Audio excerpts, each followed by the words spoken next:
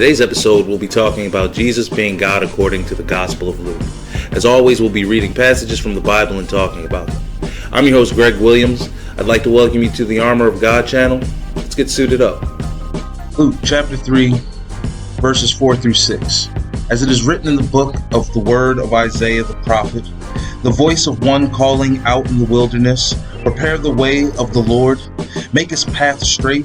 Every ravine will be filled, and every mountain and hill will be lowered.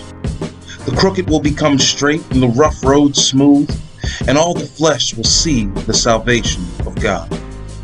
The opening of Luke shows that Luke and Theophilus are already Christians, and that Luke was hired to investigate and give an orderly account of the things that they already believe. In Luke chapter 3, verses 4 through 6, he alludes to Jesus being Yahweh and confirms this in chapter 7, verse 27, by calling back to Isaiah chapter 40, verse 3, as Matthew did in chapter 3, verse 3, and Mark in chapter 1, verses 2 through 3. The importance of this is shown in the New Testament. The word Lord in all caps is code for Yahweh. So here, Luke is making it clear that John is preparing the road for God. Luke chapter 3, verses 21 to 22.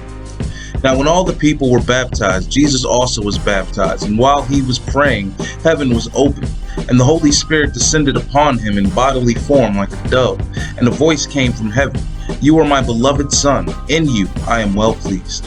Later on in chapter 3, verses 21 through 22, we have Jesus' baptism, where the Spirit descends on him like a dove, and the voice of the Father says that this is his beloved Son, and in him he is well pleased. Clear Trinitarian language. Luke chapter 8, verses 28 through 33.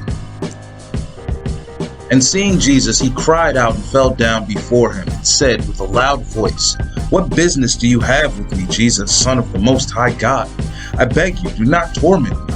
For he had already commanded the unclean spirits to come out of the man, for it had seized him many times. And he was bound with chains and shackles and kept under guard, and yet he would break the restraints and be driven by the demons into the desert. And Jesus asked him, "What is your name?" And he said, "Legion," because many demons had entered him. And they were begging him not to command them to go away into the abyss. Now there was a herd of many pigs feeding there on the mountain. And the demon begged him to permit them to enter the pigs, and they gave them permission. And the demon came out of the man, entered the pigs, and rushed down the steep bank into the lake and was drowned. In Luke chapter 8, verses 28 through 23, Jesus cast legion into the swine, showing his authority even over the demonic. This interaction also shows the fear the demons have of him, and they call him the Son of the Most High God. As I once heard, is a son of a horse, not a horse. Luke chapter 8, verses 43 through 44. And a woman who had suffered a chronic flow of blood for 12 years and could not be healed by anyone came up behind him and touched the fringe of his cloak, and immediately her bleeding stopped. Luke chapter 8, verses 53 through 55. And they began laughing at him, knowing that she had died. He, however, took her by the hand and spoke forcefully, saying, "Child, arise." And her spirit returned, and she got up immediately. And he ordered that something be given her to eat. In chapter 8, verse 43 onward, just by touching Jesus' clothes, a woman is healed. And almost immediately after this, he brings a little girl back from the dead. The authority that he displays in this chapter alone is beyond that of any other prophet. The Transfiguration shows the uniqueness of Jesus. Even in the presence of Moses and Elijah, here Jesus still stands out. One reason being that Moses and Elijah have already died, and they're known iconic figures in their faith. But Jesus has not yet died, and in this moment he's being exalted higher than two of the most important figures of his religion. This shows the mission that Jesus was sent on is more important than Israel being exiled from the promised land or on an exodus to it. Luke chapter 22, verses 66 through 71. When it was the day, the council of elders of the people assembled, both chief priests and scribes, and they led him away to their council chambers, saying, "If you are the Christ, tell us." But he said to them, "If I tell you, you will not believe, and if I ask questions, you will not answer. But from now on, the Son of Man will be seated at the right hand of the power of God." And they all said, "So you are the Son of God?" And he said to them, "You say correctly that I am." And then they said, "What further need do we have of testimony? For we have heard it ourselves from his own mouth." In Luke chapter 22, verse 66 through 71, Jesus says that he's the Son of God and says that he'll sit at the right hand of God. This positions him above anybody through the Bible that was said to be or claimed to be a son of God.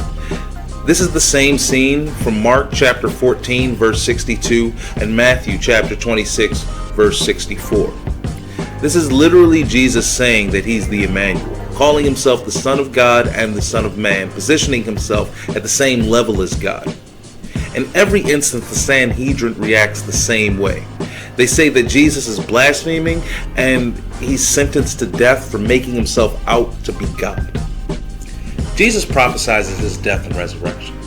As it was recorded, the events leading up to his death and resurrection are identical with Psalms 22 and Isaiah 53. Even the centurion at the cross understood that Jesus was the Son of God.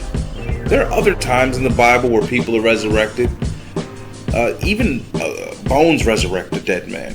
But there's only one time in the Bible when someone dies and resurrects themselves.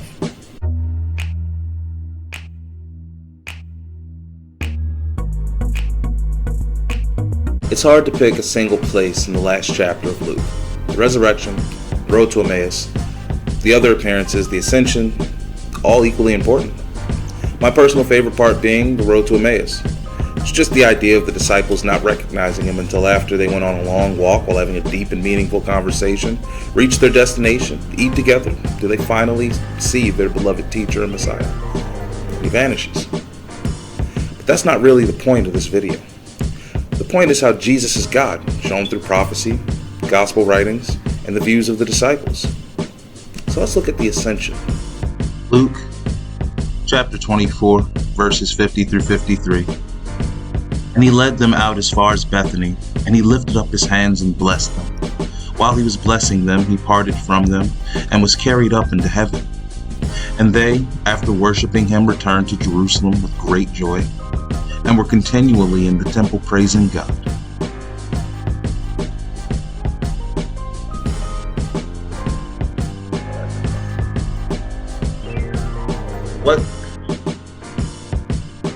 What better way to end this book?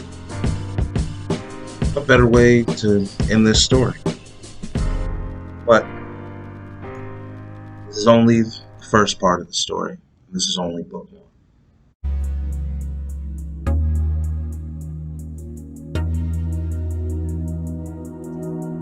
All praise and faith to his amazing grace. Brothers and sisters, pray for me as I pray for you, and continue to wear the armor of God.